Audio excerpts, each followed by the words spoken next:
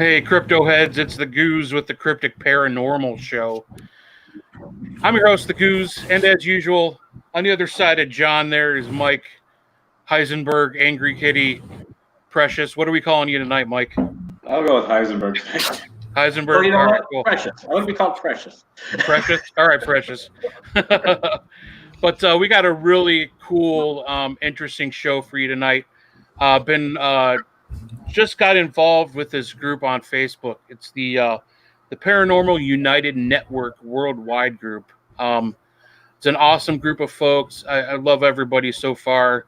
One of the awesome things about this group is they really, really push for the paranormal unity, which is, I think, is awesome stuff. Very open-minded. Everybody comes from a different background and believes in different things. Everybody meshes and gets along. And if you don't like it, see you later. It's a big family, and I'm really, really excited to be part of the group. So I want to introduce everybody. Right there in the middle, we got John Doherty. Hello, sir. He's from HSFL Paranormal, and Into the Darkness is your YouTube channel. Into the Darkness TV is our team's channel. HSFL Paranormal is my solo project. Gotcha. Very cool. And then down below we got Adrian Hart from Ghost Tech and Desert Heart Paranormal, correct? How are you doing? Can you hear us okay? Yes. Oh, awesome. Doing okay tonight? It looks like she's in her closet. Another day in paradise. Gotcha. I actually had to move out to the man cave so that it's quiet. Okay. So you're hiding for some peace and quiet to be on. I appreciate that. You're in the wrong place. I am. Yeah, right. And then we got Mr. Dylan Lane down there from the Veil of Shadows. That's your YouTube, and you're also from Concho Valley Paranormal. Yeah. The team name is Concho Valley Paranormal, and the YouTube channel is Veil of Shadows. Awesome. Well, I've been checking out your both your guys' YouTube channels. Amazing stuff. I mean, it's great. I love seeing the underground paranormal videos coming out and the channels on YouTube. It's really cool to see. And I honestly think it's better than some of the shows on TV because it's pretty raw and it's pretty real. And I appreciate your guys' work on that. So let's go around and introduce everybody to where you come from, what's your origin story. John, we'll go ahead and start with you. What got you into this? What was the catalyst for all this for you? I thank you for having me, by the way. I really appreciate it. Absolutely. It's an honor to get to know you, Goose. My name is John Doherty. I'm with HSFL Paranormal and co-owner of Into the Darkness TV. I got my start on YouTube, actually, with our original channel, which was HSFL, and Presence of the Unknown was our old team's name. And kind of my background on the paranormal, I didn't get into this until I turned 20. And basically what happened is I had a near-death experience actually at 19. And then I had another one 9 months later. And basically what happened, I got hit by a drunk driver and she totaled out my car going over 80 miles an hour and pushed me into the guardrail. My car had flipped.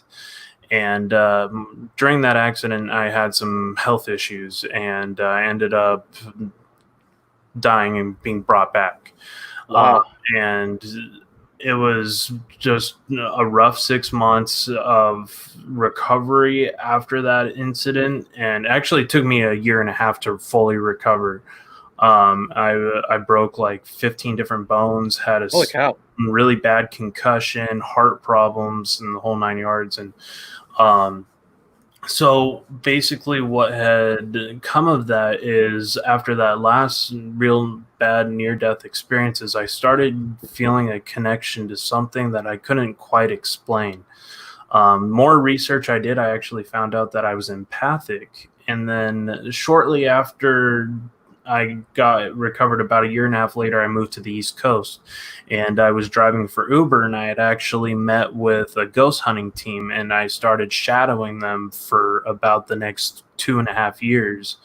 And And I mean, I've had paranormal experiences before when I was a kid, but I've always been on the more skeptical side until that near-death experience, and I started to experience things. I started to hear spirits, stuff like that. I kind of developed this kind of mediumship ability after that experience, and I started being able to hear and feel them when they were around.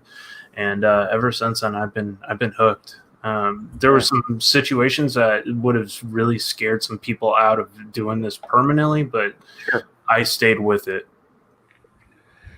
Awesome. You know, it's weird.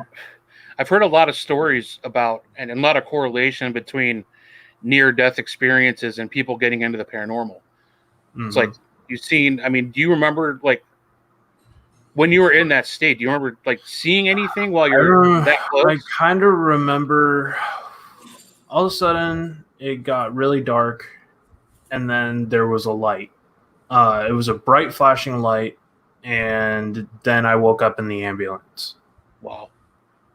And that was kind of a defining moment for the whole experience of that whole white light experience. I don't know if it was the white light emanating from the top of the ambulance or what. Yeah. But I mean, it was like, I think they said I was dead for like a minute, 25 seconds or something, minute 30. Wow. And they tried to jump me back twice. It was a scary experience for sure. Yeah, dude, I couldn't imagine. I'm glad you're still with us, man. I mean, I'm glad I'm still here too. There must have been a reason why I was kept here, and I don't know if it was to further the paranormal field or what. But I love the paranormal. I love everybody I've met in the paranormal. It's been an honor to get to know everybody here, like Dylan and Adrian. They're becoming close friends of mine, and it's been an absolute honor to meet you guys. Cool. Well, thank you. I can't wait to meet the rest of Adrian. How did you get involved in the paranormal? What started this journey for you? I don't have an elaborate story. It's okay. My mom died when I was 8 years old. So, you know, I always wanted to see, spirits. I wanted to see her. And I never did. So I thought, being in the paranormal would be for empaths or psychics. And I joined a team that wasn't very good. And then I met Steven and joined Steven's team. Okay. And he actually put me on my first paranormal experience. I had never had one. And he said, well, I'm going to take you here. It was Old Park Hotel. Okay. And he said, if you don't have one here, you're not going to. So it was awesome. I had my experience. And then actually Dylan was there for that one. He had left before it happened, but he warned me that it was going to happen and how to approach it. So, I wasn't real scared of it. But, and then we went to Salina, Kansas with Gary Woodward.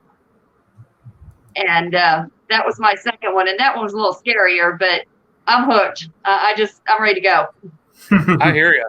It's got to be tougher. I mean, all of us with the pandemic, everything closing down. It's got to be rough.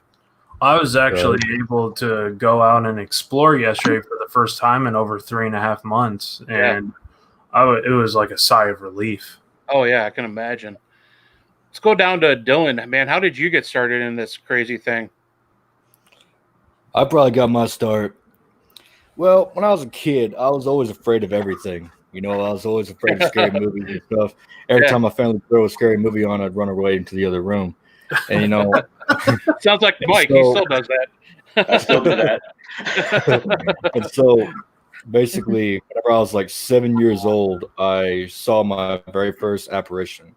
I was at the local fort at Fort Concho here in San Angelo, and I saw the spirit of the young girl named Edith, who actually died of typhoid fever in the 3 days after her 13th birthday.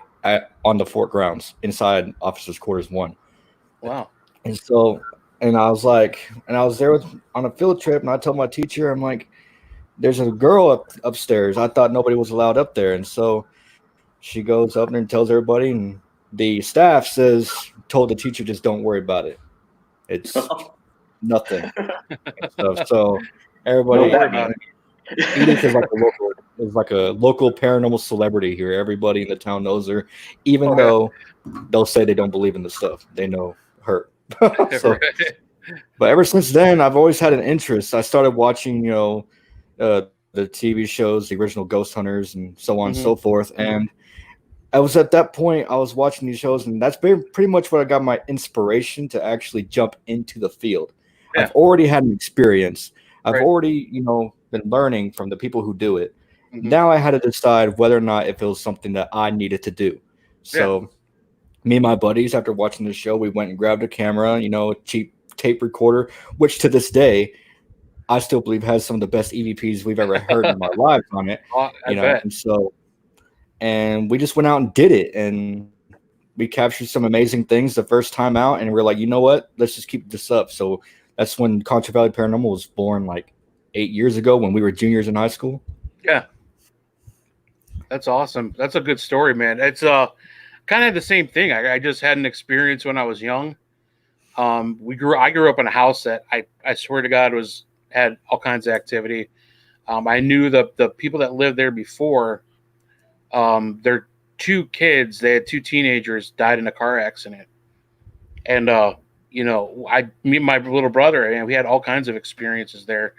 Parents told us we were going crazy. There was no such thing as ghosts. But, here me and my brother dealing with this stuff. So, I had nowhere else to go. So I started reading books, and like you, eventually started seeing the shows come on, like Ghost Hunters and stuff. And, I'm like, wow, you can actually do this thing. You can actually like investigate this stuff. That's pretty cool.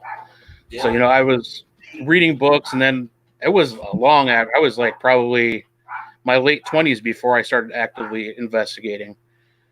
But it's really cool. Have you had what do you guys do, like residential cases with CVP or? Wait, don't I get to tell my story? Oh yeah, let's meet Heisenberg. Let's meet Mr. Precious. We're all introducing ourselves. Go ahead, buddy. So not unlike Adrian, I started off in a crappy group. That's about it. What? Then you didn't start my group, brother. What? No, I'll tell the truth. So I know I really didn't have that much things going on. I remember waking up one day and seeing a bunch of dark figures around my bed. That was right when I was 3. I still remember it. And I watched the shows, and then went on and joined Dark Alley. There you go. And history was made. History was made. Let's see. We got we got Robert Son Cat here. I believe he's from MPS. Want to know what is the first paranormal book we've read? For me, it was Hans Holzer. It's a big, thick book called Ghosts. And there's actually a longer title to it, but the big word was Ghosts. It was all kinds of cases that he had worked on, just defining different paranormal experiences, different psychic methods he used in investigation. Really good book. What about you, John? What was I think my first book was a book about just all the different haunted battle sites in North and South Carolina, and just learning all about that, because that was my first introduction when I joined the team and was on their film crew. And it was very interesting, and it really pushed me to get into the history of the locations. And it kind of told the stories from other people's side of view. Awesome. Yeah, history is really important to what we do. What's up, Robert? Shout out from MPS. What's up, buddy? How about you, Adrian? Do you have a favorite paranormal book you go to or that you've read since you started investigating? Actually, the only one I've ever read was Dan LaFay's book, and he wrote it. It was at called Shadows of a Ghost Hunter, and he makes it, it's kind of like ghost hunting for dummies. Yeah. And he makes it really fun.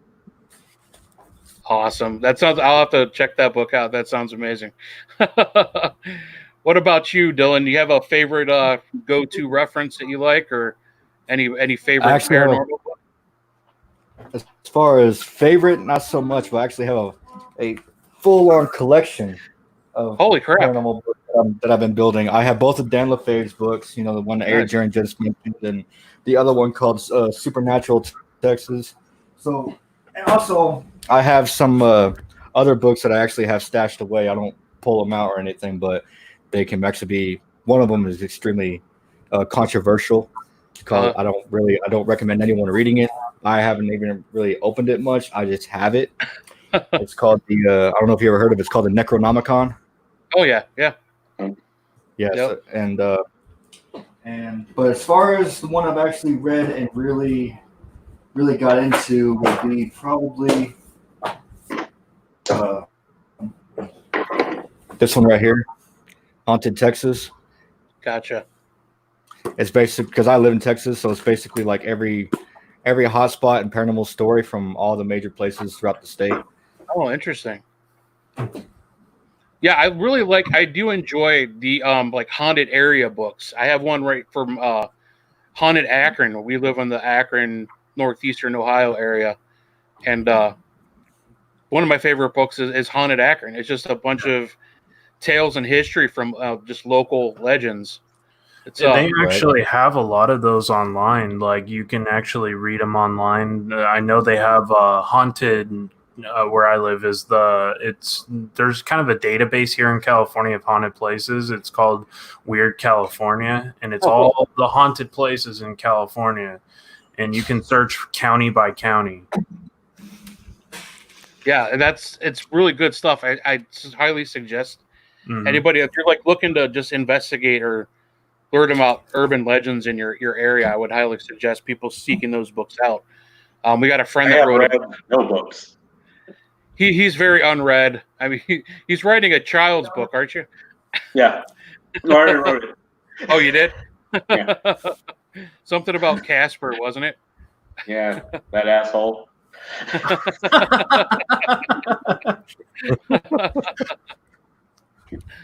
But one thing I really like about the group Paranormal United Network is the para-unity.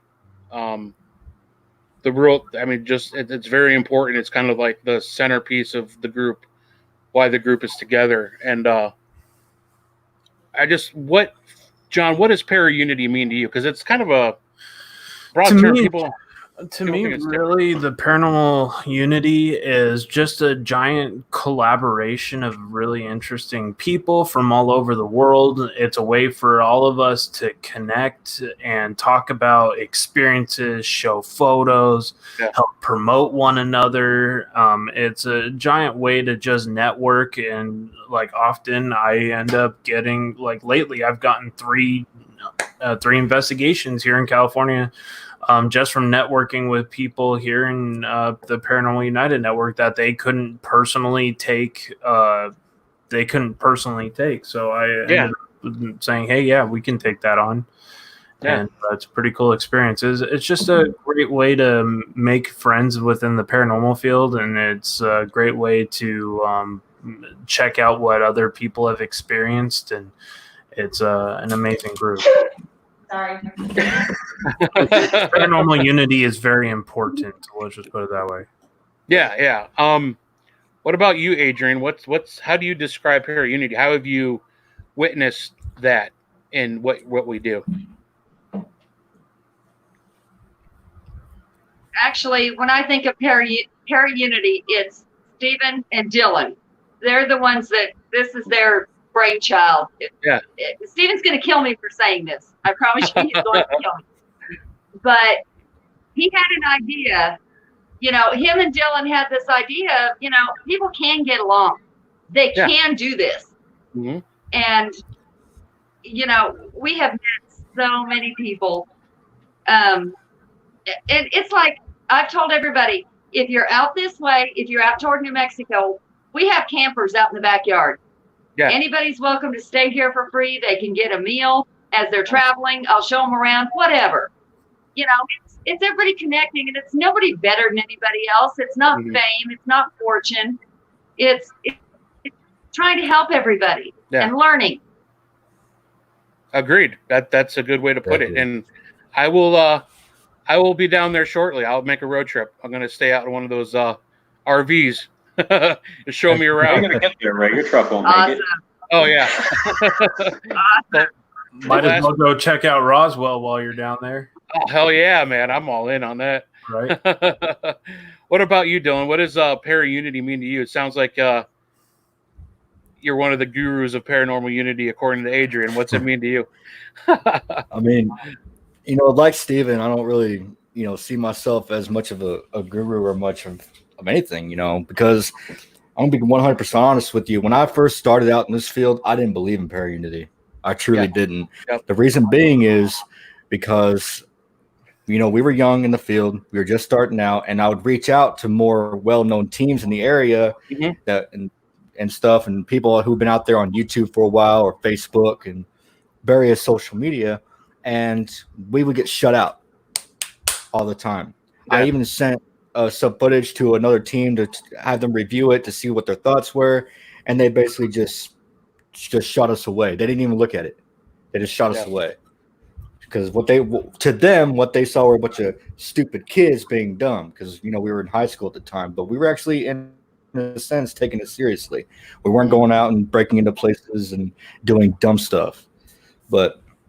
And so throughout the next few years, I didn't believe in para-unity. I just shot everyone away. I'm just like, you know what? I'm going to do me. I'm going to get mine. Things of that nature. I had that attitude. Yeah. It wasn't until I met Dan LaFave, the current owner of the Old Park Hotel, who really actually showed me so in all essence, to me, he is the, you know, the guru behind it all and stuff. But he showed me what para-unity can be. And he was really the first team I worked with that I actually could feel like I could have a true bond and friendship with him. Yeah. You know, and so everybody else, there was one team that I worked with that basically stole footage from other people that we worked with and stuff and claimed it as their own. I'm not gonna say no names, but that's a whole nother story. But as far as para-unity in itself goes, there's a lot of snakes out there who will preach it. They will say, you know, para-unity this and stuff, because that's the big thing now. But at the same time, behind closed doors, they're saying it's my way or the highway. Yeah, I hear you. My investigation style is, you know, very boundary pushing. I put myself out of that comfort zone. I do things that a lot of people would say be breaking the rules. You know, I do isolation sessions. I do sensory deprivation. You know, we do a lot of advanced experimentation that people see as extremely controversial. We don't disrespect the spirits. You know, we don't cut them out. We don't do anything provocative. But as far as the advanced experimentation, everybody's kind of, you know, pushes that away and pushes that aside, and because they see it as different. And so to me, people who truly preach para-unity are the people who respect anyone's investigation style. I respect everyone's style. It doesn't matter what it is. You know, if you do advanced experimentation like isolation sessions and stuff, that's great. If you don't like doing that stuff, that's fine. But you don't dog on anybody for simply doing something that they feel can get the same results. You know, because in all reality, isn't that what we're all out here to do, to get results? Yeah. So exactly. It's just everybody wants to do it differently. So, like I said, I think people who truly preach para-unity and really show it are those who will respect anyone's style, even if they don't agree with it. Right. No, that makes perfect sense, and I agree with you 100%. There's a lot of groups that, you know, preach the paranormal unity, but I've had situations where, you know, they try to use you to get themselves into locations that maybe you have access to that they don't, or maybe, you know, you have a good working relationship with a location, and, you know, it's kind of exclusive just because the owners are, you know, familiar and comfortable with you and they trust you. and they want to preach the paranormal unity to be able to and just use you.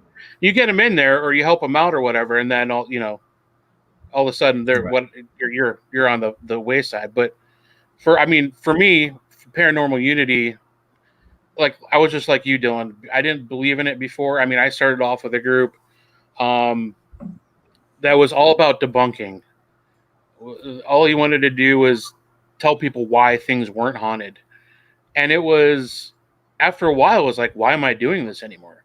I got into this because I was experiencing stuff. I was having activity in the house that I grew up with. I had a life-changing thing happen to me, and I'm trying to figure that out. Why would I sit here and try to debunk everything and just throw everybody's experiences and their ideas out? So I'm like, I was feeling anti-paranormal unity within the group that I was with. And I'm like, that's, we got to be open-minded about stuff. But, on the positive note, let me get Adrienne back in here because she popped out for a minute. Here she is. On the apparently on you can't hit buttons. Nope. Okay. But I've witnessed paranormal unity, and I've grown to understand it and accept it. A friend of ours, Adam Kimmel from Resident Undead, purchased a building, the Madison Seminary. It's a bucket list location. Everybody who goes through Northeast Ohio, if you're a ghost hunter, you got to check the place out. It's like our home away from home now. But just seeing all these people just unite and help him just renovate this building and put, their sweat and their tears into it, just because they wanted to save the building. It's a piece of history, and that's something that Mike and I find really important with what we do. I mean, we do our dollars that we spend, on these locations, they go hopefully into renovation, hopefully to keep these historical locations preserved. But paranormal, para-unity for me has always been kind of that mindset of like getting together, helping each other out, saving locations, doing dirty work, what we need to do to keep our field progressing. So it's just, and I accept it now because I witnessed it now. I'm very much more open-minded, and I have that circle of trust, and I feel it. What about you, Mike? I can say that, with the Madison, yes, I see it there, but like on social media, you just don't see it, man. It's like, it's terrible out there sometimes. It can be pretty rough. Yeah, it's just so like I'm a believer and a non-believer at the same time. Yeah. Mm-hmm. Yeah, it's got to be rough. How do you guys deal? I'll start with you, John. If somebody comes at you and says whatever you post is BS, how do you deal? How do you interact with that person? I usually will ask them, well, why do you think that? And I will try to initiate a healthy debate of like for instance, I just posted this one photo that at a cemetery yesterday. I didn't get any of those kind of comments because it's hard to even remotely try to fake that evidence. For just an example, that photo was taken in 4,000 by 6,000 resolution on a professional DSLR camera in a RAW format where it would have been impossible to edit and put that thing in the back and make it look that way.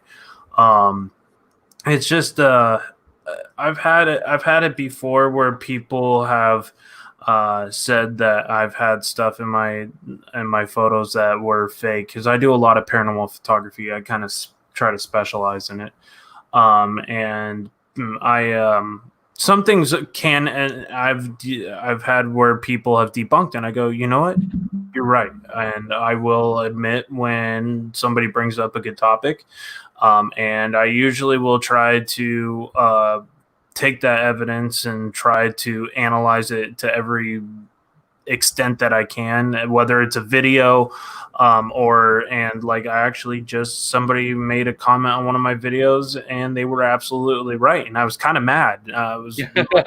I was like, but that's why I engage in those conversations, and it was about the SLS camera. The SLS camera ended up mapping one of the tombstones, and it looked like a person, but it never moved from that cross position, and it was mapping that stone. And I was like, wow, I thought at that time I caught something amazing, but what it ended up being was just something mapping the Xbox technology mapping that tombstone. But yeah, I try to always engage in a healthy debate with whoever presents me with a counter objection. And I don't try to fight with people. Some people just leave stupid comments, and that's how some people are. And I try to just take in the good and not ignore the bad. So yeah, what they call them, keyboard warriors. Yeah, hide behind the keyboard. Keyboard pirates. Yeah, right. How do you deal with that, Dylan? I know it's tough for me to keep my mouth shut and not like go at these people like a mad dog. But how are you with dealing with that? Quite surprisingly, we don't actually get that too often. On YouTube. Good. YouTube is bad. Yeah. I mean, it could get bad for some people. And so there have been times, we get those comments, and it's just to be expected. If you can't handle, people come around saying dumb stuff. Now, I'm not talking about skeptics. I'm willing. I've come across people who respectfully are skeptical about this. People who have okay, and they kind of come at me, and we talk to each other.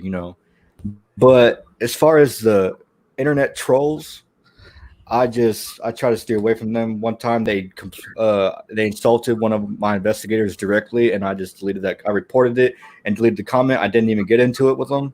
Yeah. Otherwise, it would have completely destroyed my character. Oh yeah. But at the same time, it's like, what do you get out of doing that? You know what I mean? For people out there who decide to do that, what do you get out of it? Do you get a laugh and like, oh, I'm gonna write these guys are dumb on YouTube? You know what I'm saying? Like, what do you get out of that, man? I mean, I think there's just people that just sit there and they'll sit there and watch the video and then make a stupid comment. Oh yeah, actually the trolls give you the most amount of watch time. It's almost funny. I mean, all I do when that happens, I'll be like, all right, thank you for your view. Goodbye. Oh yeah. Thanks for the free view and the tons of watch time you guys just gave me. Yeah, kill them with kindness, right? Yep. Yeah, it's amazing to me how people just run their mouths. But I mean, we gotta just. I think there's got to be a healthy. You have to have like a healthy bit of skepticism as an investigator. Well, yeah, I mean, you could like you could view something and disagree with it, but you don't have to be an asshole about it. Exactly. Right. I disagree with that, but they always want to try to make it personal. Yeah. Yeah. Have you ever is that something you've ever run into, Adrian, with somebody just making horrible comments about a piece of evidence that maybe you or somebody has posted? Not too much. What I do run into is, how can you be a Christian and think that this is okay? Right. And, I've thought about it, I've talked to people, and I'm like, yes, I am a Christian. Mm-hmm. No, I don't down anybody else's beliefs. Yeah. And, never will. But they'll ask me how I can justify this. And I say, in the Bible, it says God's going to come back and get all of his people. Until then, where are they at? Well, probably right here. Yeah. So that's my only defense. That's the only thing I've ever really run into. Yeah. Yeah, it's interesting. I would just tell them that, the Holy Ghost is part of that trilogy, so. Yeah. Right. There is the Holy Spirit. I mean, let's Jesus came back from the dead.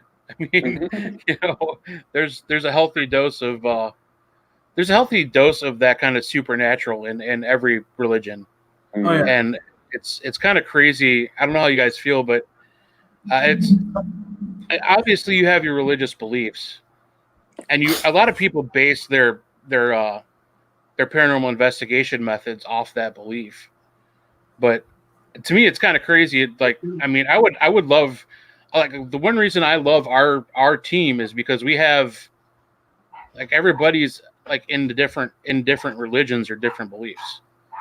I mean, I don't know do you guys feel like you should have like some kind of you should have a diverse group to really function as a good team? And like in Paranormal United Network, we tried to be, I guess, what's the word, non-denominational. We tried to keep religion out of the conversation, at least for the most part. Sometimes it comes through in various ways, but I haven't seen any real backlash as long as somebody's not throwing their specific religion at it just constantly. But everybody's got to respect everybody's values and beliefs, and not everybody does, but it is. I mean, you would think people would respect each other, is what I'm trying to get at. But the respect isn't always brought forth. No. Speaking of religion and beliefs, Dylan, you were talking earlier about how you guys really push kind of the barrier, and how you kind of have some opposition from other investigators about that. I mean, how do you handle? I mean, is that coming? I guess I don't know. How is that? Does that tie into your investigation style? Yeah. Thank you for clearing that up for me. I couldn't think of the words. Yeah. Mm-hmm. Like what you're asking is how does people coming at me about the way I do things tie into how I do it? Yeah, or like, does your method and your pushing, does it have any kind of like religious back to it? You know what I mean? Not really, no. Oh, it really doesn't. With the whole, it's mostly like essence within yourself that really pushes that boundary. Because when you go do an isolation session, you got your electronic equipment and you got yourself. That's all. That's all you got. Yeah. And so, same thing. Like if you do sensory deprivation, you're sitting there and you're blindfolded or whatever the method is of the SS method you want to do. Whether it's blindfold, completely cover your face. There's various different ways of doing it. Mm-hmm. Or you can be like how we did it with Tyler this last weekend and literally strap him to a chair where he's completely vulnerable. That you can't get more out of your comfort zone than that. Yeah, and we let them inside the hospital all by himself. Yeah. And so strapped to that chair. So as far as we didn't really push any kind of religion into our investigations in a sense until just recently, in March, when we filmed our House of Sins project at the Haunted Hill House. Yeah, something really messed up happened to Anthony to the point where he had to go all the way down to the church to get cleansed. That's the only time we've ever included religion in our investigations. Yeah. And so that right there is kind of, I guess you could say, an eye opener to me. I'm still going to continue doing the way I do things. Yeah. Because that's just what my team does. It's just at the point we're comfortable doing this stuff. Mm-hmm. But at the same time, I have to keep in the back of my mind that while doing these things, anything can happen, good and bad. And you have to be able to figure out a way to counteract the bad. And so if religion helps, then that's what we'll turn to. Just like what had to happen to Anthony. So I mean, it's starting to on any tools possible in this field, whether it's faith or your equipment or just yourself. You got to rely on something to be able to help you when things go wrong. Exactly. And you got to also make sure you're verifying your findings and you're also following the rules. There are rules in the paranormal field. They might not be written, but there are some rules to learn and some ideas that you can learn from others that can really protect you. And every experience is a new experience. So, but there's a lot of similarities with a lot of the places that you've investigated, and you keep stacking those up so you somewhat know what to do on the next time if it happens. Sure. Yeah, I mean, I might. Go ahead, Mike. I was going to ask Dylan, did that guy that was tied to the chair and everything, did he get anything going down with him? Oh, hell yeah. It was definitely, he was definitely getting, because some things happened to him. And that was actually broadcasted over Paranormal Warehouse. And Oh, wow. And people were hounding, like I said, people were literally hounding us on that. They were like, we got dogged on in the comments during that live feed, though we couldn't actually read them because we were all outside and the camera filming him was inside. But it was, but at the same time, I'm not going to stop doing what I'm doing the way I'm doing it, simply just to satisfy them. Right. You know what I'm saying? And so, but yeah, because we were all outside with the walkie-talkie, and we were trying to encourage the spirits to do something with Tyler, and just like, you know, hey, you can talk to him, you can touch him, you can do whatever you want. He can't do nothing about it. You know, we were trying to kind of entice some activity a little bit, and lo and behold, it happened. Isn't there a saying, be careful what you wish for? Yeah, right. John, have you ever used provocation in your investigation? As in, like, enticing activity to happen? Yeah. Anything like that? I've used anything from trigger objects to saying you can use me to, you can use my energy, which I realized was a bad idea to say to spirits, especially in a place that known to have like really dark entities. And I said, you can use my energy if you want to be able to communicate with us. That are our equipment. Lo and behold, I started feeling like I started like losing consciousness, and I was like, yeah, this is not okay. Wow. I've been on that end, and it's not fun. It was a little early. Yeah, it was a little earlier on, and I was too fresh off of watching some of the TV ghost hunting shows, and was calling out, and I got it, man. I got just feeling that. I got confrontational at this place we dubbed the Murder House. It was a house that was used for human trafficking and had a strong demonic presence.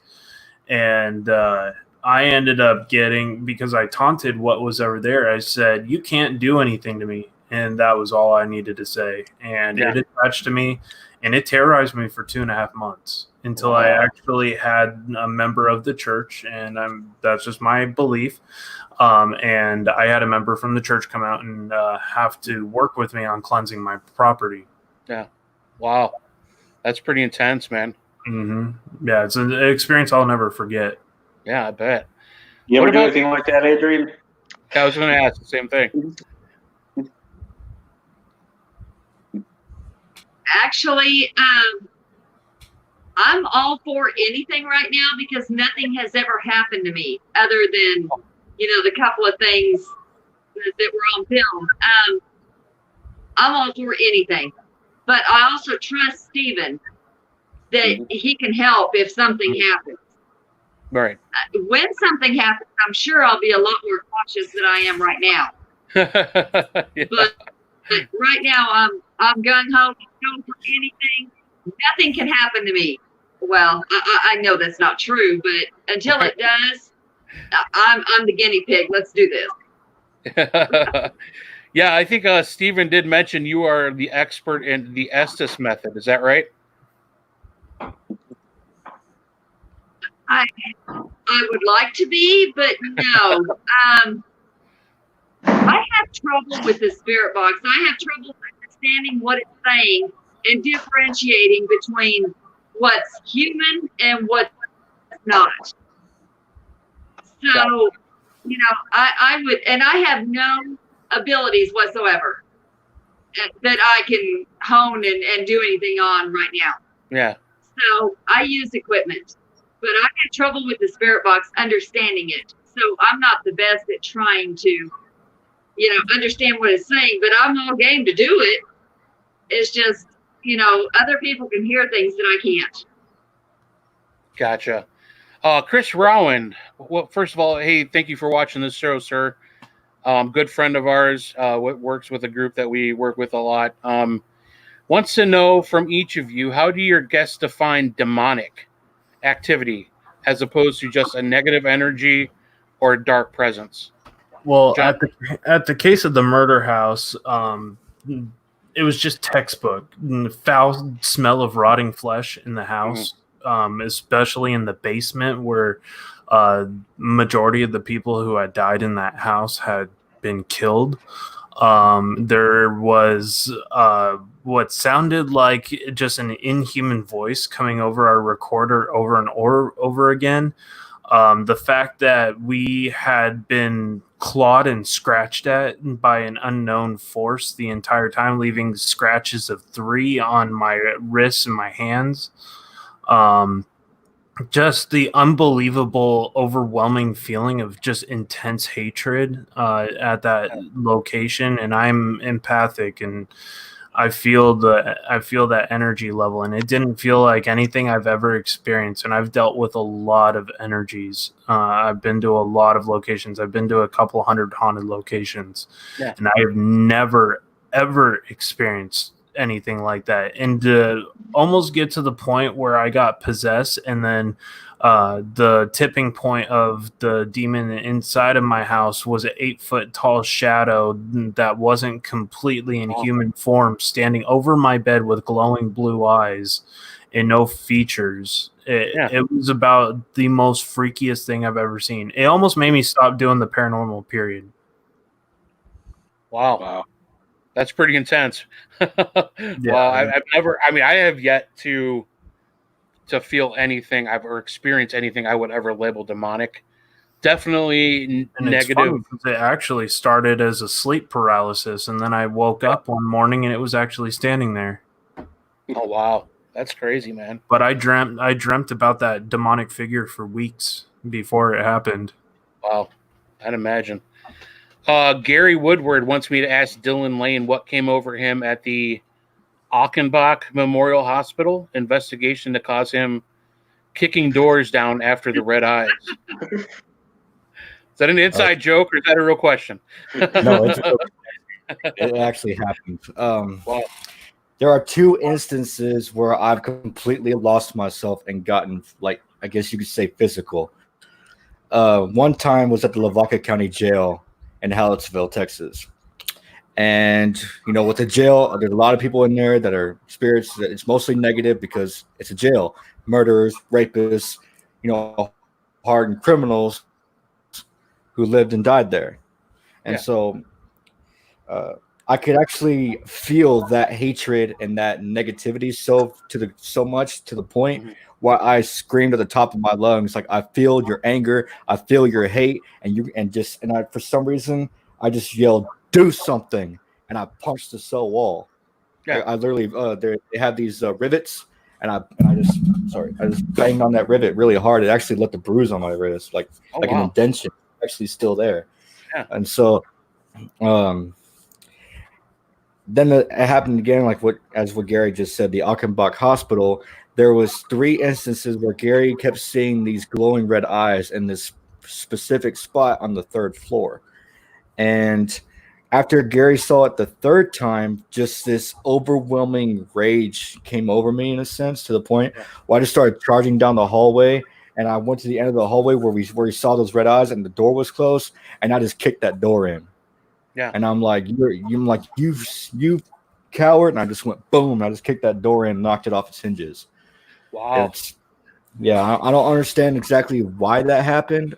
Yeah. It just came over me like that. It was just this unsuppressed rage. Yeah. So now going back to the question about how you make the difference between demonic activity and a negative energy, what would you consider that? Would you consider that demonic, or would you have considered that just something negative, a pocket of negative? Honestly, I think both of those instances was just sheer negativity. Yeah. Because, like, to me, to really show something that's as demonic, it has to be like like what John said. You have to have. Yeah. To me, you have to get that rotting smell. You have to get that hate, that feeling of just ultimate hatred and stuff like that. You have to. It has to show like a physical presence. But what I felt and what happened to me personally, it was just more like negativity because, you know, that first instance, I was at a jail. Mm-hmm. It's a negative play. Yeah. And we It has were a at a negative house history. that was used for human trafficking. So Exactly. that's where Yeah. that entity came in. And it's weird because like a good portion of the EVPs that we had gotten that freaked me out were the ones that sound like a male and female voice overlap. And I still can't explain those. Yeah. See, Steven wants to know if this is for Dylan. Did your emotions come over you? Yeah. It's like my emotions were my own, but at the same time, it felt like it was being controlled by an outside force. Right. Yeah. I was able to calm myself down as instant as it came. Yep. It was just an instant rage. It just came over me. I charged down the hallway. I called whatever this red-eyed thing was a coward, you know, and stuff. And I kicked that door down. Once I kicked that door down, I'm like, whoa, what the hell am I doing? Yeah. And then I just calmed myself down. So all that happened within 5 to 10 seconds. Yeah. Gary seen it all the point to where I kicked the door down. That's like a 10, 15 second time frame right there. Yeah. So yeah, that's pretty intense. I had an experience like that myself with investigating. I've told the story many times on the show, but you know, we were investigating, and it was earlier on. We were actually leading a public ghost hunt, and I don't know if you guys have ever done a public ghost hunt or been like in charge of guiding a group or anything, but you're kind of feeling like you're a little bit under the pressure to make something happen for these people who paid money to be there. It might be their first experience, or maybe they're just wanting to witness something. But, you know, I got a little lippy, and I shouldn't have, and I knew better.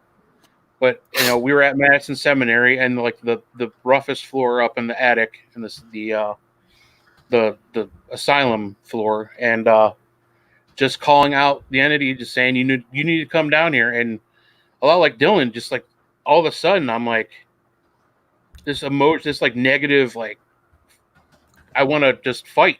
You know what I mean? It was so bad. It was to the point where I didn't realize even what I was doing. Apparently, I was dropping F-bombs. I was calling out this entity or whatever this energy was. It got so bad that I actually, at some point towards the end, I actually threw a physical punch at somebody. And luckily it didn't land, and they were able to drag me out of there. But it's intense, man. But even then, I would not, you know, like John and Dylan say, I would not label that demonic. I didn't have, you know, the rotting flesh smell, the pure evil. It was just something up there was unhappy. You know, number one, I'm empathic. Plus, I'm provoking this thing. Yeah. You know, going back to what John said, I got what I asked for. Yeah. You know, I was trying to make something happen, and whatever that negative entity or negative energy was, it found its way into me, and it affected we me were bad. there. The owner had been there for over a year, and he was an alcoholic. And we watched him get possessed. Like something took over him. His eyes rolled back. He was in a trance, and he walked down in the basement and started screaming profanities. Oh, wow. And when he came back up, he looked normal, but he started looking at all of our team and said, "Who are the girls who walked us down there?" There was no girls that walked him down that basement. Yeah. And he's when we were doing the interview with him, I have him where I'm talking to him, and he starts growling. That's crazy. We got Courtney asking a question of everybody. And this is just your personal opinion. When your emotions are taken over like that, could that be a form of possession? I don't think so. And this is just my opinion, and let's just keep it at that. I believe that it's channeling. It can channel through you, but I actually think it takes a long time for you to be possessed. And it can be anywhere from a couple weeks to a couple years, depending on how weak your defenses are. And people who have issues with drugs and alcohol, stuff like that. And I think they're more susceptible and probably can take effect a little bit quicker. But yeah, I think there's multiple stages to get to the possession level, and it's actually clearly defined by Ed and Lorraine Warren. Yeah. Right. In a sense, we have this term. It's called walk-in. It's basically like a temporary takeover of your emotions. Not really a full-on possession, but Mhm. and Tyler Tennell, one of my team members, is watching right now, and I'm going to go ahead Yeah. and tell a story that happened Yeah. that he told us happened to him long before we even met him. Oh wow. He was in a town, New Braunfels. It was either New Braunfels or Green. It was one or the other. But he said that all of a sudden he was, I guess, being provoking in a sense, and he's like, his girlfriend at the time was, saying, "You can't scare me. You don't scare me," all that stuff, and he got over his recorder and he showed me this recording. It's terrifying. It says a voice comes back saying, "I'll effing scare you." Oh wow. And all of a sudden he said that his emotions changed and he got really angry, really furious. And all of a sudden he said he gave out the most disturbing, evil grin you could ever give somebody. And Tyler's an actor. He's a stage actor. Okay. And so he's well known about giving out a lot of emotions, a lot of facial expressions and stuff during his acting career. Mhm. And he says, and he swears up and down he cannot recreate this grin. It was like one of the most, it's like almost like Joker grin from ear to ear. Oh wow. Yeah, and he said that it's like it terrified everybody. Tyler, I hope I said that story right, bro. Or at least got the gist of it. But there have been a lot of like dozens of instances kind of like that in a sense, even today, because Tyler's been on the team for like 5-6 years now, and honestly, like the amount of activity that he brings out simply because he's also empathic, and he with them being an actor, he throws out all that emotion, he throws it out there, and he pulls out some of the most incredible activity we've ever seen simply because of that. Yeah, we have a lot of gifted people on our team. I consider myself somewhat empathic. I can pick up on negative energy. I've been to Penhurst Asylum, and we were down in the basement of a building, and just all of a sudden, I just started crying. I just, Yeah, just a big dude, trying to be a hardcore ghost hunter, and all of a sudden, I'm just crying because it's just so much sadness in that place, and I had this dark cloud hanging over me for several weeks, and I mean, I had to do a lot of grounding, a lot of cleansing. It was rough. We're just shooting the shit. You ever have anything like that happen to you, Adrian? No, I haven't. But the first time I've ever seen it happen was actually Tyler.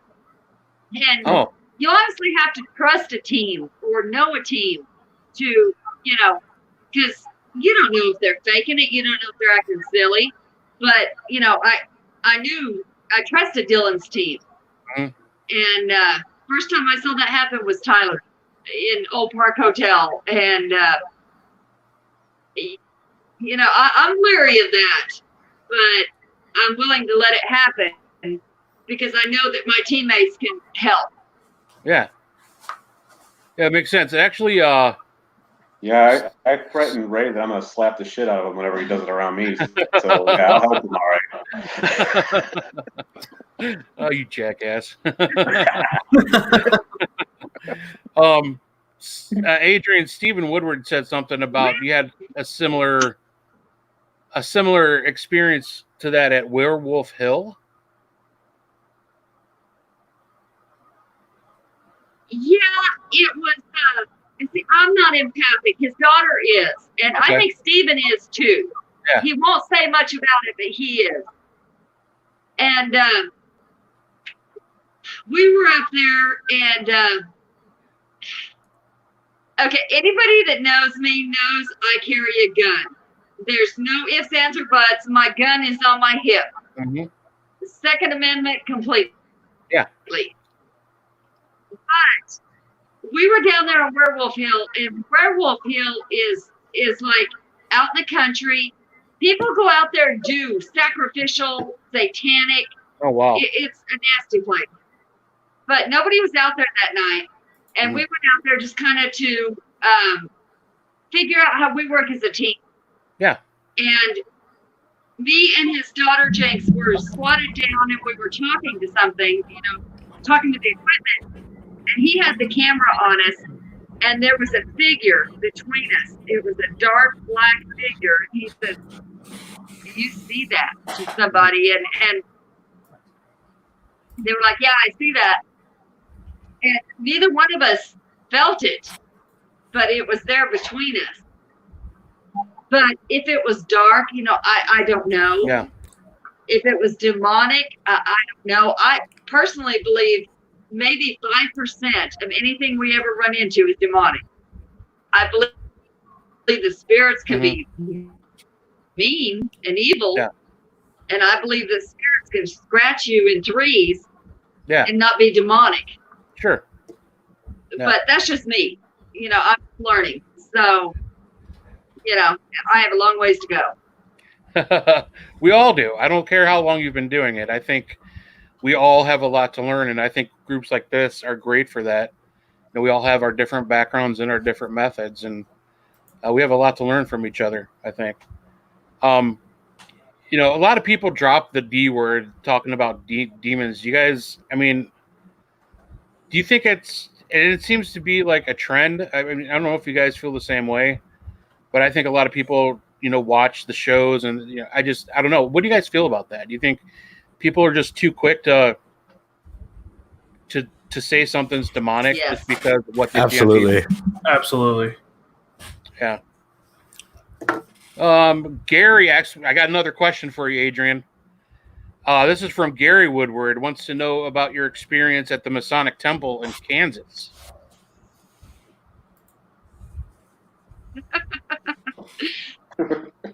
Actually, there was quite a few, but the one we actually caught on camera was I was doing the live feed. I enjoy doing the live feed because I interact with people.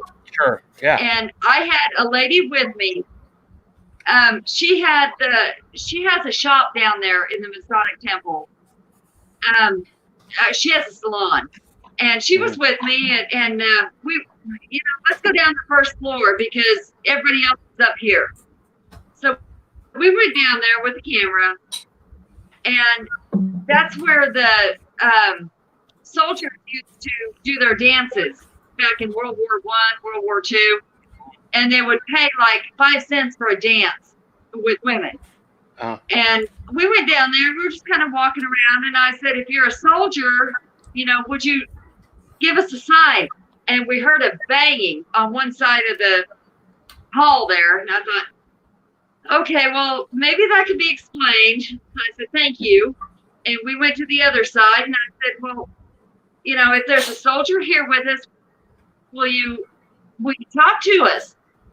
And I got this whistle. It was almost like a cat call, but it was a man's whistle. And I said, thank you for communicating with us. And I said, I can't communicate with you like this. I said, if you give me a minute, I'm going to go get some equipment and I'll come back and we can talk. Right. And we started up the stairs and we went to the second step. And this, I don't know what it was behind us, did this bang. And there was nothing there in that room. It was a dance hall, completely empty. And there was a bang like somebody threw a table at us. And I didn't know what I'd do if something scared me, but I froze. Yeah. And the other lady, her instinct was to run. Oh, no. And she was like, oh, holy hell, or whatever it was she said. And she's actually a very nice lady who does not curse. And I was like, no. And I grabbed her back and I said, no, we don't run. We don't run. She goes, okay. I'm still having fun. We're okay. And we start walking up the stairs. And, I was processing it as I'm walking up the stairs. Mm-hmm. And I'm like, okay, when we go up this 19 rows of stairs here, Steven's going to be there and I'm going to tell him about it. And we got up to the top, and I'm like, this is what just happened. And I'm freaking out when we get there, but I didn't at the time. So, okay, I'm thankful for that. Apparently, I don't freak out at the moment. There you go. That's a good thing. They're probably mad you wouldn't dance with them. It was crazy. Yeah. I've asked everybody. Steven says he thinks it's residual. It's something residual because they hear it quite a bit. I wanted to say hello to Gail real quick. She just chimed in from South Australia. Thank you for watching. I love seeing international folks watching the show. Hope you're enjoying the show. Yeah, it's better than North Australia. You got to watch those northern Australians. Right? Send the love. Thank you very much. I know we kind of touched base on this, but Holly Miner wanted to ask you guys as well. John, we'll just start with you. How do you go in your investigating? How do you go about determining that something is demonic? I mean, we just kind of go by what we've read, and whether it's the foul smell, usually EVPs. But since I'm empathic, I mean, just the overwhelming. There's like a warning for me that something bad's gonna happen, and it's just this total feeling of being disgusted and hatred, and I can feel when something's horribly wrong in the spirit realm, and I just pick up on it immediately. There's a certain sense, like all your senses go in the wrong way just fast, and it's overwhelming. And when even before I walked into the murder house, I almost puked just getting onto the grounds of the property and staying in there. I could barely walk through the front door for about 10 minutes. Wow. And I almost didn't investigate. I almost stayed in the car because I felt physically ill just by being in the house. Wow. So far, that's the only demonic situation I've ever encountered. And it's something that it's ingrained in my memory. And I just don't want to ever deal with that again. I don't go searching for demonic things. That's not what my channel's about. My channel is actually called HSFL, which stands for Helping Spirits Find Light. And I've tried to help any spirits who need help to cross over, stuff like that.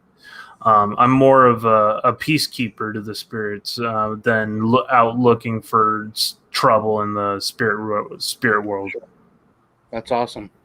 What about you, Dylan? Holly was asking, how do you determine something is demonic? To me, personally, it's all about the history of the place. You know, there's a location in particular in Mineral Wells called the Haunted Hill House, which is where I filmed The House of Sins. And there's a reason why the film is called House of Sins. This place has some of the most messed up history I've ever seen during the Prohibition era. We're talking, prostitution, illegal alcohols. What comes in that kind of territory? Murder, suicides, sometimes both at the same time. That place has got it all. And in recent history, just in the late 90s, early 2000s, there was a family that lived there and did occultist rituals in an upstairs bedroom. And so when you hear history like that, it's okay. There is a possibility because of these rituals being taken place, there could be a door opened to the demonic realm or a hell or whatever people want to call it. And so, and when you have that and what happened afterwards, I won't share any details because of the legitimacy of the film.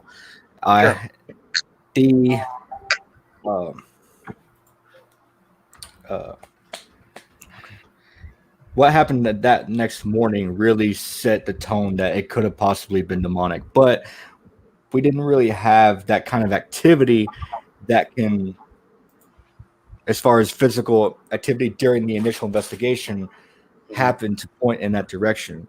I mean, what happened to me and Tyler the first night was phenomenal, but same time, I can't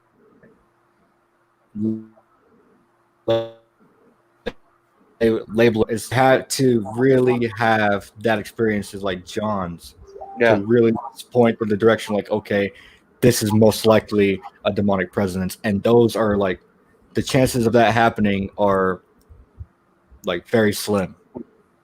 Yeah. So it's just like, you run into that like one out of 100 maybe. Sure. If that. Sure. So yeah, to me, it's all about the activity and the history of the location.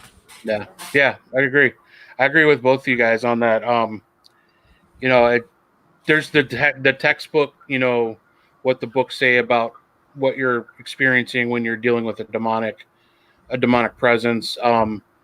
We'll have plenty of references to go to. I mean, you have the Bible if you're a religious person. But going back to what I said earlier, I think everybody the word itself is just overplayed, and it's just so it's just entertaining for people to just automatically go there. And as investigators, we very rarely, we've never, as Dark Alley is my team, and we've never come into an investigation and had any kind of demonic experiences. We've had plenty of negative energy and plenty of pissed old men that we were there, that were screwing with us, but never anything I would label demonic. What about Ghost Tech, Adrian? Have you guys ever dealt with any kind of demonic activity?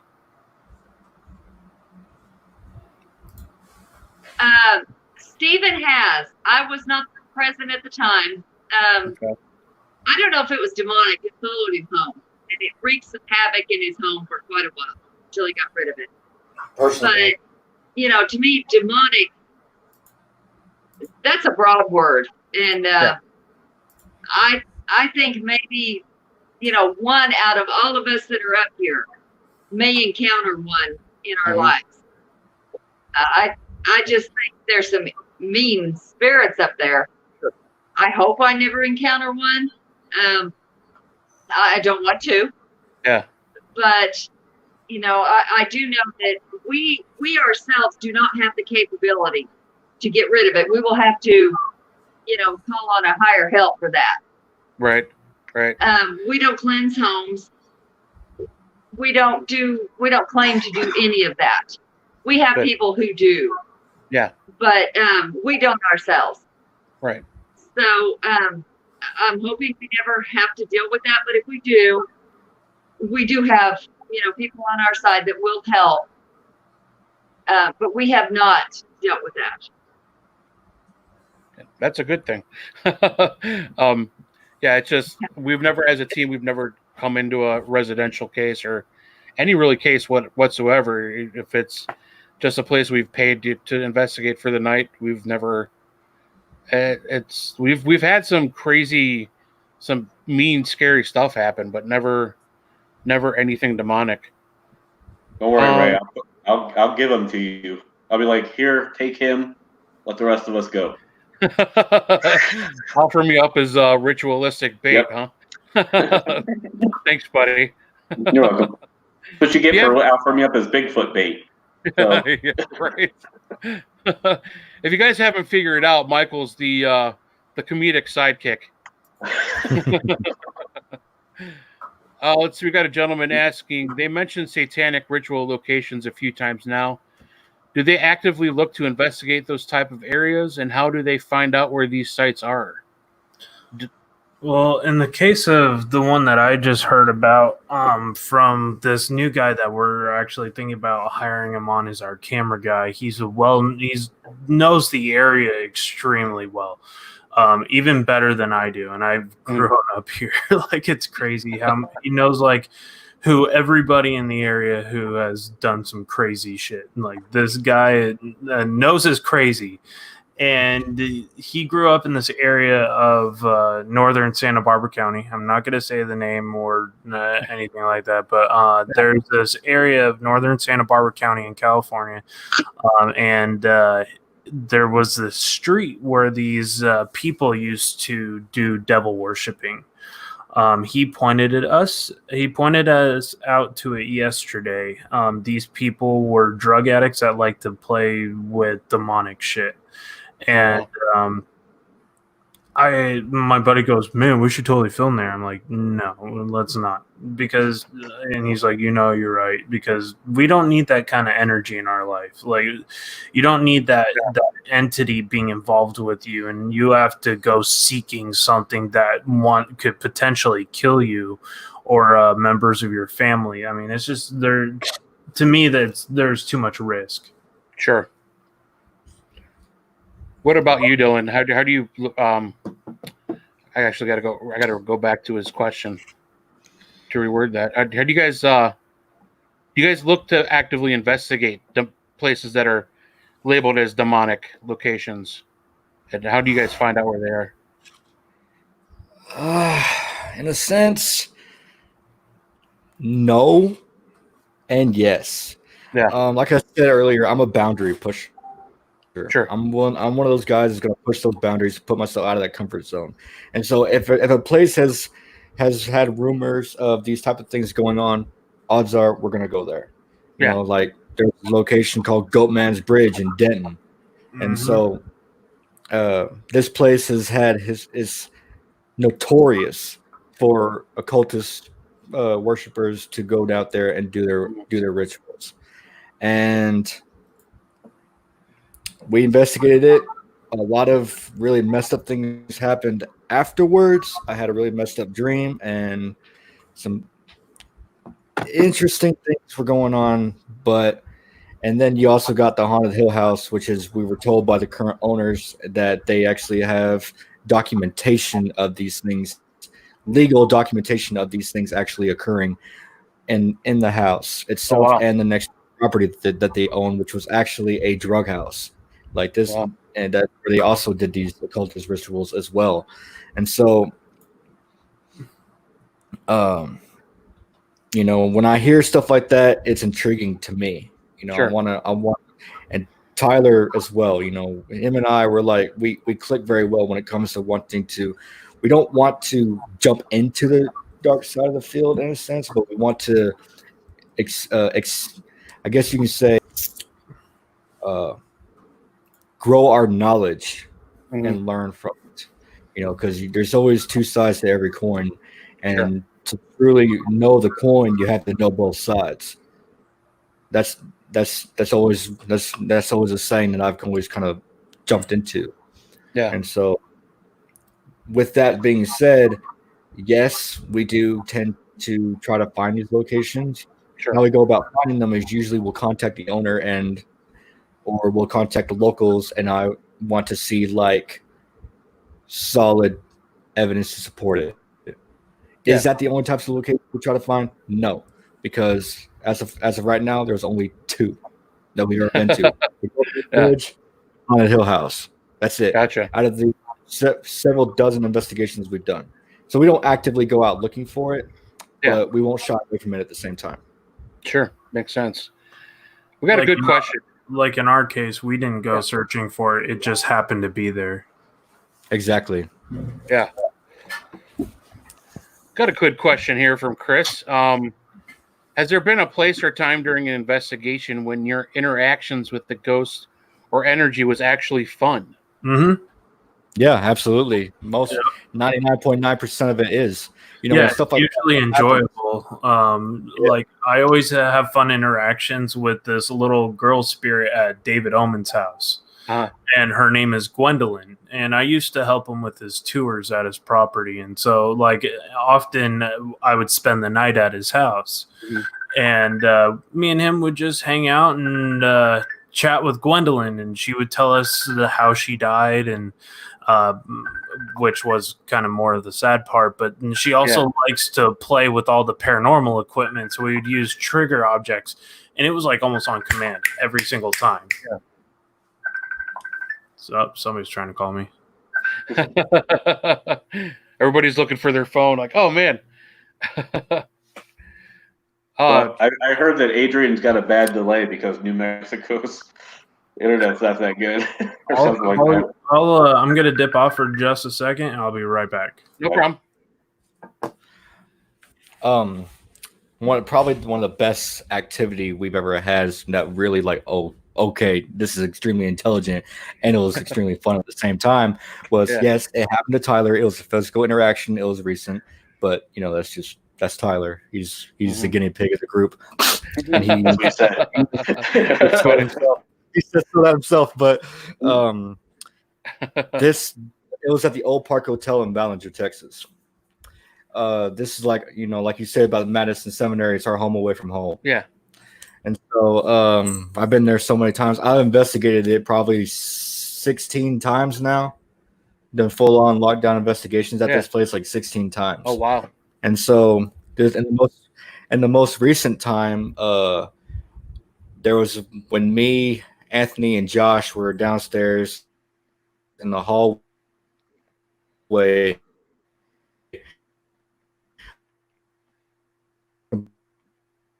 Completely random. Like why is it saying this? But it said, "Guy, Mark, remember soon." And Josh cut. Am I cutting out? Yeah, a little bit. Your sound's all right, I think, but yeah, Is everything good here? Yeah, I hear you now. We're good. Okay. Yeah, because Tyler said okay. Yeah, there's a storm, overhead, so it might be cutting off a little bit. But Gotcha. But after these 4 words, the Guy, Mark, remembers soon, Josh came up with this theory saying, that almost sounds like threatening to us because it's like, they're giving us about an hour and a half later, Tyler got scratched in that exact same hallway. Wow. And right before that happened, the paranormal puck came with the word scratch, like 5 minutes before it happened. It just said scratch, and it's a weird robotic voice that it does.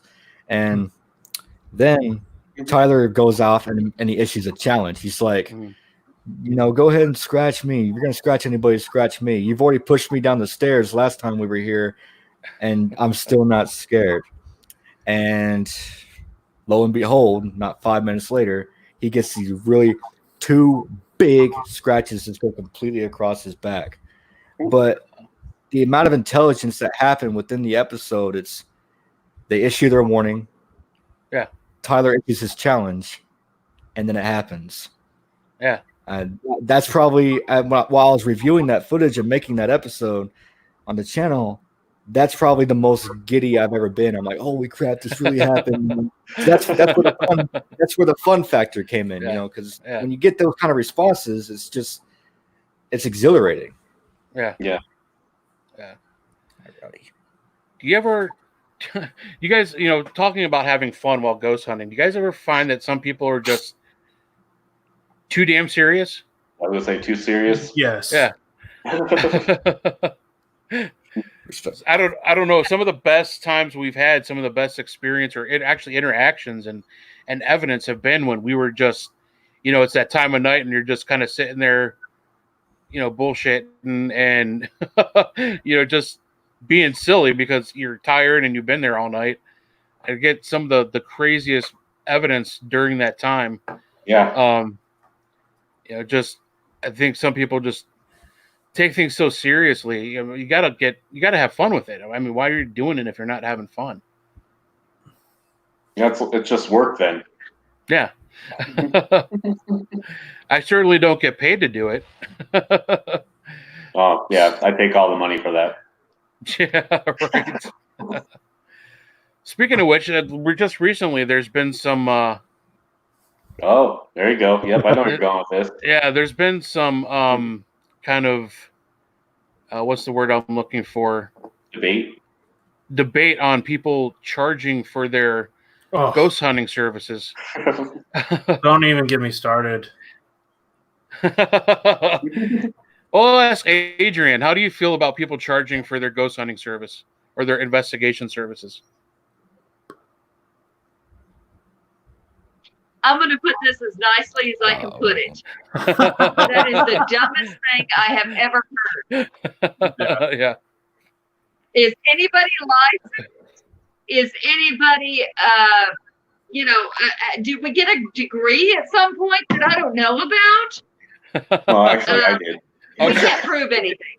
So until we can, No, that's not happening. Not for us. John, how do Yeah, you I feel got a about degree that? that I printed off Microsoft Publisher.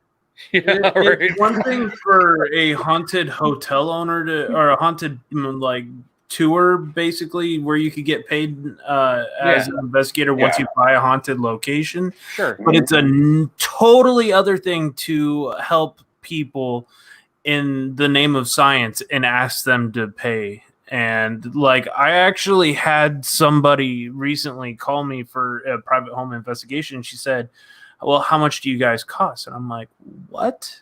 And she's like, oh, the last person that we contacted asked for payment. Yeah. I was like, you're joking, right? I was like, are they a reputable team? I would say not, just because of the fact that they're charging. I was like, yeah, I get it. Paranormal equipment is expensive, but come on. You're supposed to fund that on your own time. That's why you sell T-shirts and stuff with your team name on it. Yep. That's why there's merchandise. That's why there's a chance to get monetized. There's a whole bunch of other different things that you can work hard for to get to the point where you can afford the stuff you need and not charge the client. Right. How you feeling about that, Dylan? People charging for... I agree with Adrian. I agree with Adrian and John 100%. You know, I'm right there with them. You know, people who charge for this stuff it's just flat out, it's unethical, you know, and because at the same time, are they really, because you take people's money and you don't give them results. It's like me being in the HVAC business. I go and service somebody's unit and I don't fix it, and they still and I still want them to, you know, to pay me. You know what I'm saying? Right. And so it's like, because you can't guarantee results in this field. It's not, you know, like you can with other things. You can't guarantee a fix. Me personally, I don't do cleansings, and also my team don't do residential cases anymore. We've turned away from that. I know a lot of people out there probably thinking, you know, why would you do that? There's a lot of reasons why. You know, there's a lot of somebody tried to rob me behind that. Oh yeah, for sure. Yeah, when I went to this guy's house to do an interview with him, he tried to rob me. He tried to steal my stuff behind under my nose. Wow. Yeah, and so and at the same, and I've also when I went to another guy's professional haunted location. Yeah, and he didn't actually get away with anything because I caught him. Yeah. But yeah, we don't do a lot of residential either. We mainly go after places that we know are well known as being haunted. Yeah. Like, hey, man, he tried to steal my got the contact information for somebody else, who I know for a fact will take the case because we don't do it anymore. Wow. And I mean, I understand there's a lot take of Adrian with you. She's already got a gun. I mean, I understand that there's a lot of you know, people out there going through a lot of, you know, insane stuff, but at the same time, I gotta look at myself, gotta look at my guys. And there's another time when people just send me these crazy stories and these pictures that you know for a fact are fake because they come from those paranormal photo apps. Yep. Like, you know for a fact they're fake. Yep. And I just got sick and tired of getting that, saying, hey, I got this ghost in my house. And it's a picture of the ring lady hanging from the wall. And I'm like, you know what? Or what's that one app that portrays the it. ghost anywhere in your house? Oh, the Ghost Radar or something? Yeah, Ghost Radar. I've seen actually people try to pass as real evidence. I'm like, are you kidding me? Right. I'm like, then the whole world, everybody's house is haunted. Right. I myself, I mean, we don't do a whole lot of residential cases for the same reason, but we try. I mean, we do have a residential team. Like, we have some members of our team, they focus on residential cases that we might have come in. But I mean, I completely agree with you guys. If it's not something you're looking to get into, you know, because you got to be careful, like John was saying, the legality behind it. You're going into people's private homes, and you know, and there's you gotta watch out for yourself too, because people take advantage of you. We had our old team, we had a situation where we had this woman writing us frantically, like nonstop, and I had remembered, because I was actually the case manager at the time.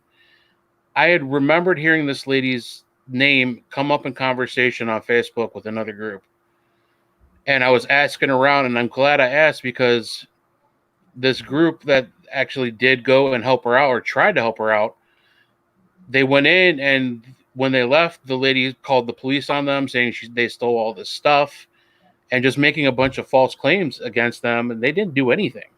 They were just there trying to help the lady, and she was trying to bait us into doing the same thing. And she was probably working on an insurance scam, or who knows what it was. Yeah. But she was a local lady, and we were looking at going there and interviewing her at least. But luckily, that's why doing a really thorough questionnaire of who they are before you go there, so you have a pretty I've been doing with the client that I'm working on right now. I've been doing actually 2 clients. I've been doing video chats almost every day, and I told them right now I can't get down there. You guys have a lot of cases of COVID-19. I don't feel safe bringing my team down there at the moment, but we are worried about you. We just want to make sure that everybody's safe. But we take a lot of precautions, and there were some questions that I actually had my friend who was in the chat, Stephen Woodard, call and ask her, and I missed a lot of stuff that I should have asked, and and I thought I wrote 3 pages of notes. I mean, you really have to be careful. I mean, you gotta. I know Mike can agree with me. We just we went and checked out a place that a friend knew of a friend. It was a rental. She said that people had experienced stuff there. We're like, okay, you know what? Somebody in our group, they have a friend that has an issue. We'll just go check it out. So we packed up our gear. We drove like an hour and a half, 2 hours away. We get there and we show up, and this friend of the friend has about 5 other women with her, and they've been drinking the whole night. And they're like watching us investigate and like trying to like getting mad because things weren't happening. It was like we were hosting some kind of ghost hunting party. Now, maybe had I thought ahead of time and that was the case, maybe I would have charged. We're throwing a party for them. Yeah, like an entertainment fee. You know what I'm saying? Right. Oh, definitely. Like every time I go to David's house, I'll throw him $50 regardless of him being my friend, because he cooks for everybody when we're down there. Oh yeah, So we'll do like dinner and a ghost hunt, and it's a whole lot of fun, and it sure beats staying at any place other than his house in LA. Because if I didn't crash at his place, it would be $500-$600 a night. Oh yeah. It's a lot of additional costs. I mean, luckily for us, we have so many places like Ohio, northeastern Ohio is like a hotbed of haunted locations. So very rarely do we have to travel outside of the zone where we need a place to stay. But it's we have the exact opposite. What we lack in the amount of locations, we gain in the amount of screwed up. Yeah.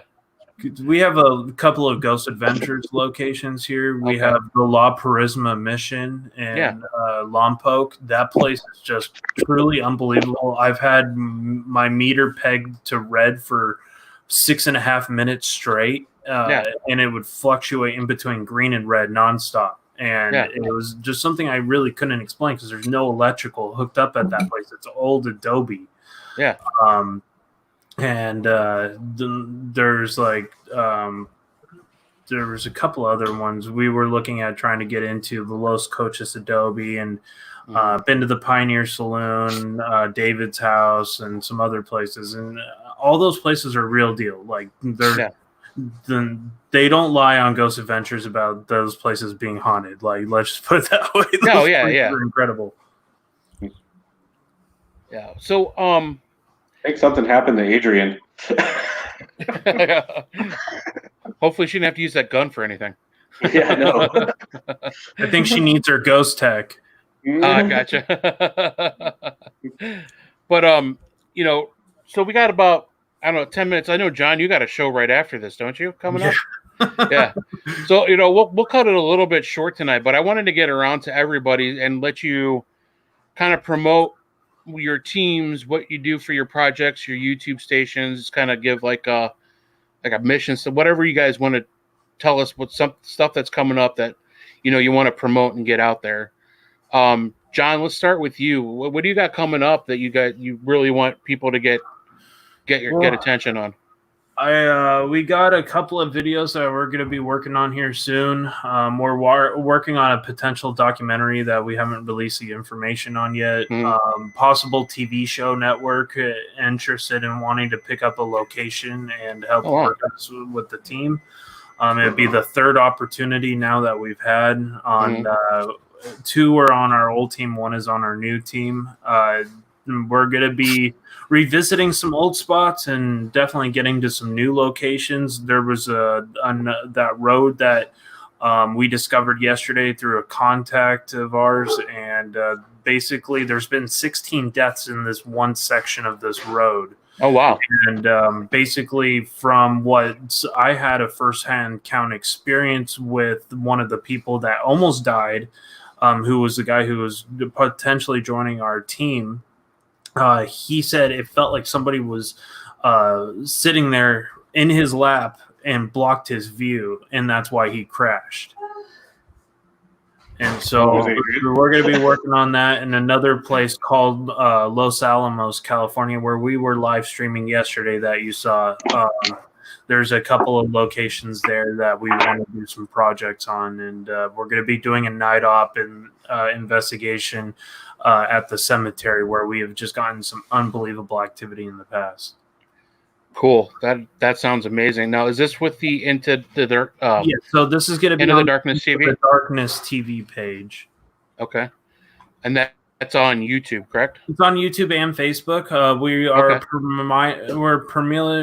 we're pretty much switching all of our content over to Facebook right now. We're in the process. Oh, really? Yeah, we tend to get more attention on Facebook as far as the amount of people who join us on our projects, whether it's live or in the comment section on our videos. It's just more interactive on Facebook than it is on YouTube. Gotcha. And I pretty much put my solo project HSFL in the back burner for now to work on that whole ordeal and help Paranormal United network on some of these shows. Cool. Awesome. Yeah, well, we'll keep an eye out for that, man. It was great meeting you tonight. Thanks for coming on. Absolutely. It's an absolute honor to have be on your show, and it's always nice to meet new people. Yeah, and absolutely. Experience different teams from all over the United States and all over the world too. Yeah. That's you don't have to lie to us, John. We know.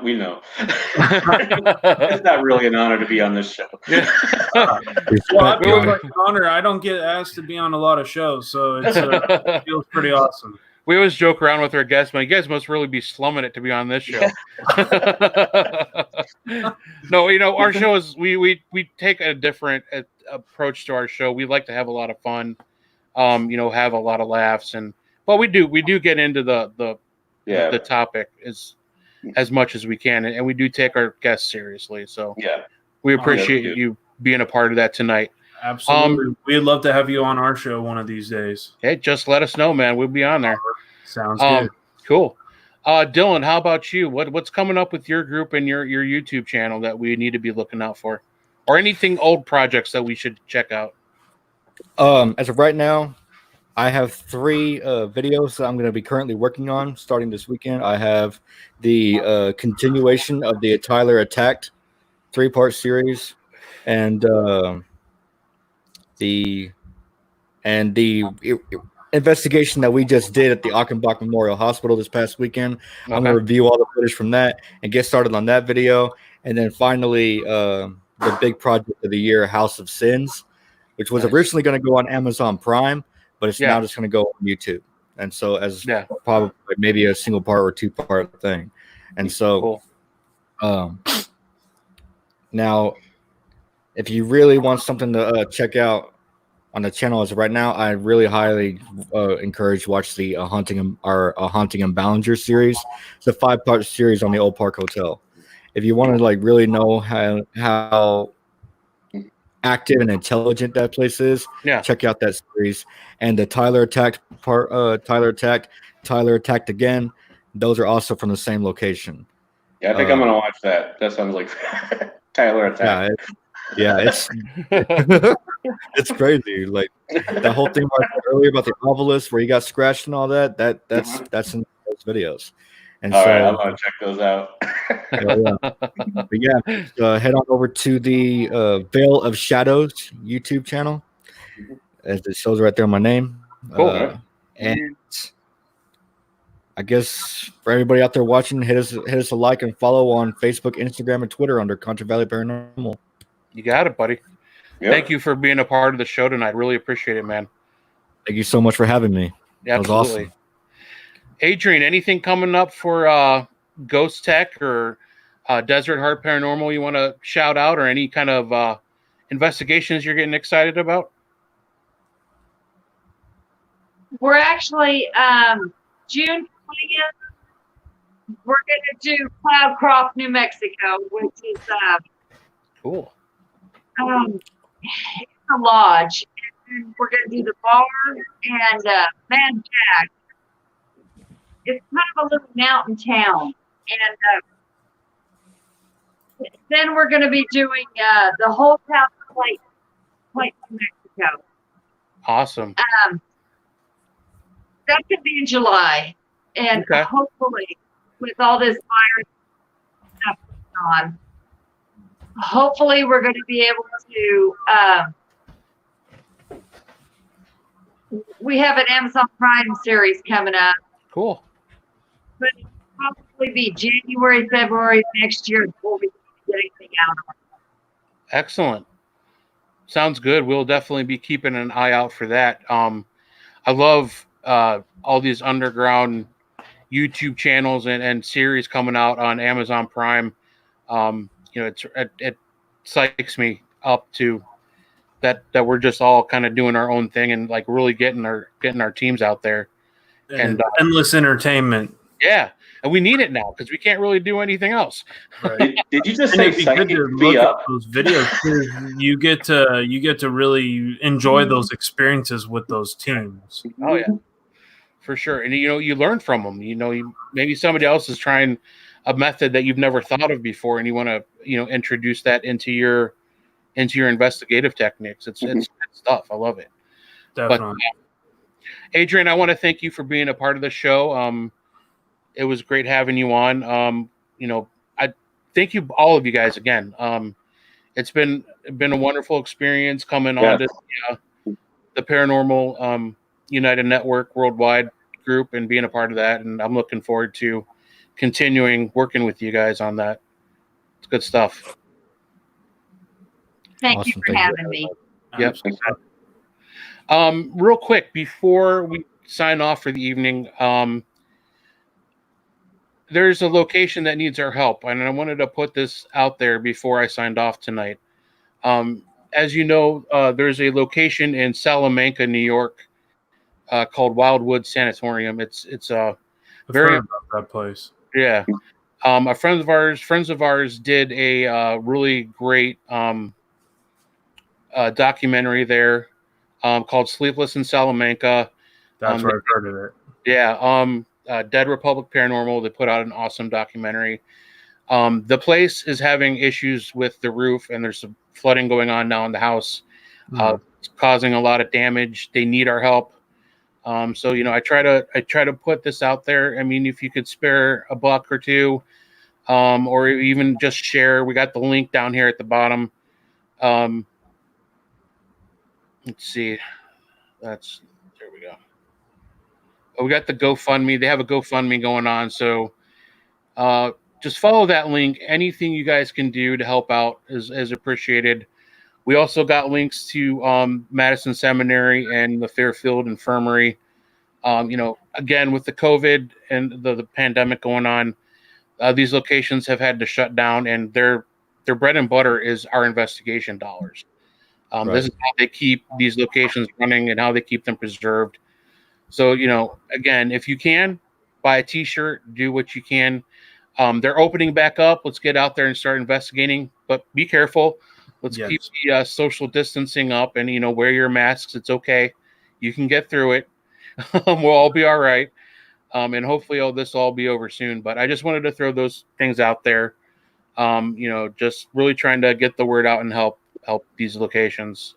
So if you can help out, and if at least, like I said, just share them out to your groups and your pages. Yeah. Again, I just wanted to appreciate you guys being on. Yes. Thank you guys, everybody, for watching. It's a great show. I like this format. I think we're going to do it some more. We'll have some more panel discussions. It's nice having this diverse group of people and just giving our different aspects on different subjects in the field. But next week, we have a special guest, Michelle Belanger, coming on. That'll be fun. She's been on the show a couple times. So stay tuned for that next Thursday night, 8 o'clock. And that's it for tonight, folks. This is the Cryptic Paranormal Show. Thank you, Dylan. Thank you, John. Thank you, Adrian. You guys have a good night. Stay safe. And we will spook you later, crypto heads. Bye. Bye. Adios. Bye. Bye. Bye.